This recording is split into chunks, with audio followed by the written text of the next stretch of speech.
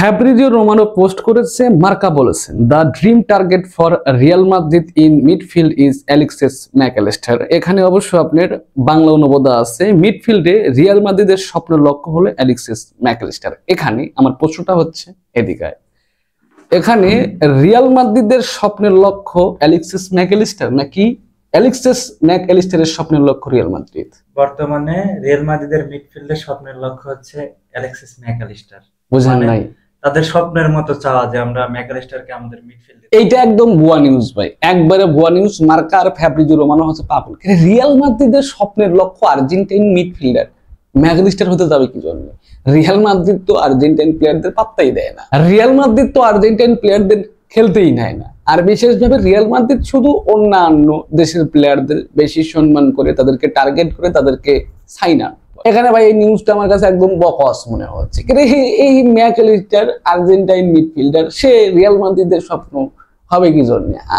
স্বপ্ন তো Real Madrid হয়, স্বপ্ন রিয়াল মাদ্রিদ হয়, বাট এখানে ডিফারেন্স। রিয়াল মাদ্রিদের স্বপ্ন হয়ে দাঁড়িয়েছে একটা প্লেয়ার, আর প্লেয়ারটা হচ্ছে আর্জেন্টাইন মিডফিল্ডার অ্যালেক্সিস ম্যাকঅ্যালিস্টার। এখানে রিয়াল মাদ্রিদ, আর্জেন্টাইন আর অন্যান্য দেশের প্লেয়ারদের নিয়ে একটু একটু আমি বলি। ব্যাপারটা হচ্ছে অন্যান্য দেশের প্লেয়াররা যখন প্যান পরা শিখে, বলটাকে ভালো টোকাটুকি পাস পুস কাটিং ফিটিং দিতে পারে, তখন ওই ছেলেটার বাবাকে পাশের বাড়ির চাচা কিংবা কাকা এসে বলে ওই ছেলের বাবাকে, ছেলেটা ভালোই খেলতেছে, একে রিয়াল মাদ্রিদে ভর্তি, ছেলেটা ভালোই খেলতেছে, একে রিয়াল মাদ্রিদে ভর্তি করে দাও। তখন বাবা একটু প্রশংসা পায়, ওকে তাকে হ্যাকে ধরে কি করে, যেমনি হোক তাকে রিয়াল মাদ্রিদে ভর্তি করে দেয়। হ্যাঁ, সে ভালো খেলে, সেজন্য রিয়াল মাদ্রিদ তাকে নিছে, না খেলে নিত না অবশ্যই। তারপরে একটু ধরে পাগলে কথাবার্তা বুঝে ছেলেটাকে রিয়াল মাদ্রিদে ভর্তি করা দেয়। কিন্তু এখানে আর্জেন্টাইন প্লেয়াররা আবার একটু ডিফারেন্স।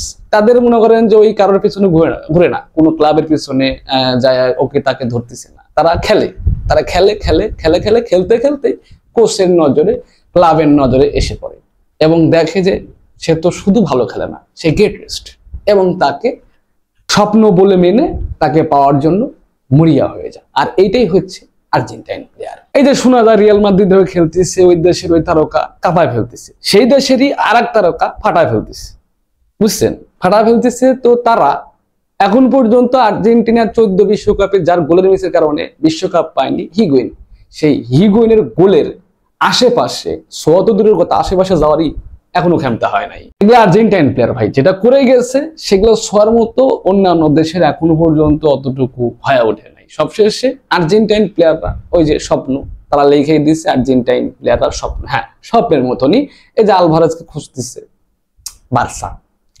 লেভানডস্কির আপনার হচ্ছে রিপ্লেসমেন্ট। এই কিছুদিন আগেই আসলো অ্যাথলেটিকো মাদ্রিদ এক সিজন না খেলতেই বার্সা ডাকতেছে।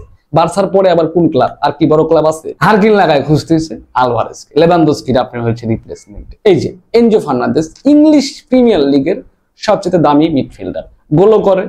এই যে আজকে রাতেও 2টা অ্যাসিস্ট করছে, 2টা অ্যাসিস্ট করে 46 মিনিটে মাঠের থেকে উঠে গেছে, মানে 45 মিনিটে 2টা অ্যাসিস্ট, বুঝছেন? গোলও করে, গোল করা লাগলে গোল করে, মিডফিল্ড গোল করা লাগলে গোল করে, অ্যাসিস্টও করতেছে। এবং এই যে আপনি আলভারেজ, এই যে আপনার হচ্ছে ম্যাকঅ্যালিস্টার, এই যে এনজো ফার্নান্দেজ, তিনজনের কথা বললাম, তারা ক্লাব পর্যায়ে সবাই খুঁজতেছে, ডাকতেছে, এবং জাতীয় দলে গেলে এই যে লাস্ট ম্যাচে আর্জেন্টিনা ভার্সেস ব্রাজিলের ম্যাচে তিনজনই 3টা গোল করছে।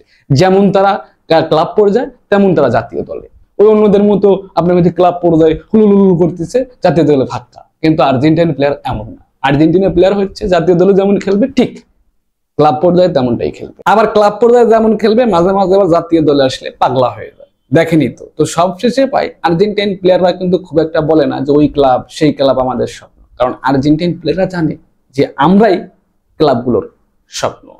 আর গাইস, আজকে আমার ভিডিওটা কিন্তু এখানে শেষ করবো। ভিডিওটা যদি কারোর কাছে কোনো ভালো লাগে, যেটা মন চায় সেইটাই করেন। তাহলে দেখা হচ্ছে কিন্তু পরবর্তী এপিসোডে, এবং পরবর্তী এপিসোডে দেখার আগ পর্যন্ত সবাই ভালো থাকবেন, সুস্থ থাকবেন। ধন্যবাদ।